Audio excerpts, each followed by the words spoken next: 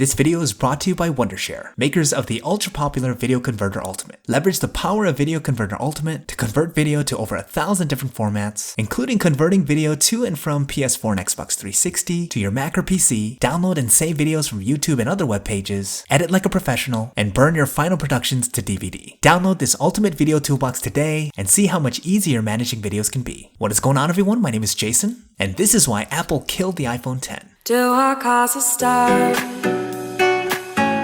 Can I get a reaction? Okay, the hype is over, the new iPhone XS and XS Max are officially out, and love them or hate them, they're getting a ton of attention and press. Not surprising for a new iPhone launch, but this was an S update, which in many ways means that nothing major was done to the phones to make them distinctly stand out. In fact, this iteration seems especially minor, with virtually all the changes being under the hood. Nothing compared to when the original iPhone X launched, in which Apple totally overhauled the design of the iPhone itself, introducing the first iPhone with an OLED display, a stainless steel frame, Face ID technology, and that beautiful bezel-less look. So it's not surprising that a lot of folks who have the iPhone X are taking a pass this year in terms of an upgrade. Now for others out there on an older iPhone, like a 6S or 7, who didn't jump at the iPhone X, y'all might be thinking now is the perfect time to snag one up. With the new XS starting at $999, the same price the iPhone X was priced, you may think that Apple lowered the price on the X, much like when they do when an S model is released. Well, if you were to run over to the Apple Store to pick one up, you're gonna be surprised.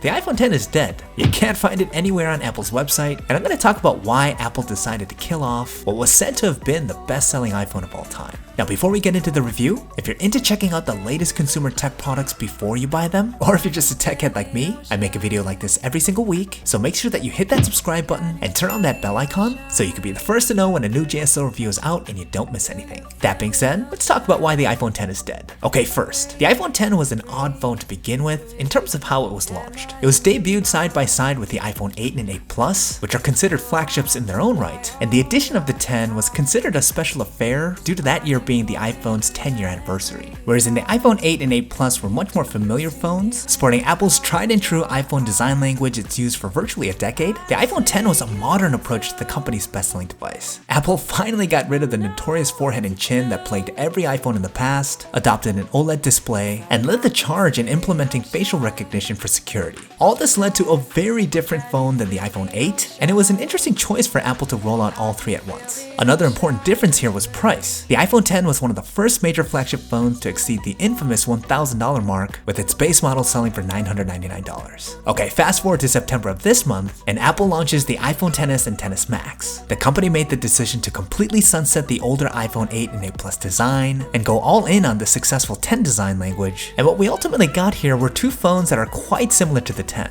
Again, nothing too surprising as this is an S upgrade, but many were left feeling like there was not much incentive to level up, especially from the X to the XS, as the difference between the two are the smallest. Take all that into consideration and throw in the wild card, the iPhone XR, Apple's new quote-unquote budget phone that has the same look of the iPhone X and XS, but made with cheaper material and without all the features of the newest flagships. So in case you're keeping track at home, the lineup would look something like this. The iPhone XR coming in at $749, the iPhone XS at $999, and the iPhone XS Max at $1099. So you would think, okay, the iPhone X should go right in that empty slot, somewhere between $849 and $899, right? Standard discount to previous flagships once new ones are announced, and that would have made sense. But here's the thing, Apple knows that if it priced the iPhone X that way, it would essentially do two things. First, it would significantly jeopardize the sale of the iPhone XS. Again, with their striking similarity in looks and specs, it wouldn't be surprising if most opted to go with the iPhone X if available, especially if they could save a couple $100 and get a near same phone. Moreover, it would likely also cannibalize sales of the upcoming XR. I mean, if you're gonna shell out $749 for the iPhone XR, might as well pay an additional $100 to get the much more advanced iPhone X, even though it is technically the older phone. So keeping the X in the iPhone lineup just doesn't make business sense. Apple really doesn't have anything it could gain from keeping production on that phone going, and that's probably why the iPhone XS and XS Max were made to be so similar with the X. So it's kind of a bummer, especially if you have an older iPhone and you were banking on the iPhone X to lower in price once the new iPhones were announced. I don't think Apple has ever discontinued one of their flagship offerings after the initial launch, and even though it doesn't feel or seem like it, the iPhone X is officially dead. So my question is this: do you guys think Apple did the right thing by taking the iPhone X off their portfolio? Let me know if you agree or disagree with this decision, and most importantly, let me know why. Curious to get your thoughts. That's about it for this video. Not really a review, but something I wanted to cover. Don't forget to leave me a thumbs up if you guys enjoyed it. It would really help me out. If you guys haven't seen my unboxing of the iPhone XS Max and my first impressions, definitely check it out. I'll leave a link to it in the description, and I'll throw it on one of the end cards in case you guys are interested. Thanks for watching, and I'll see you guys in the next one.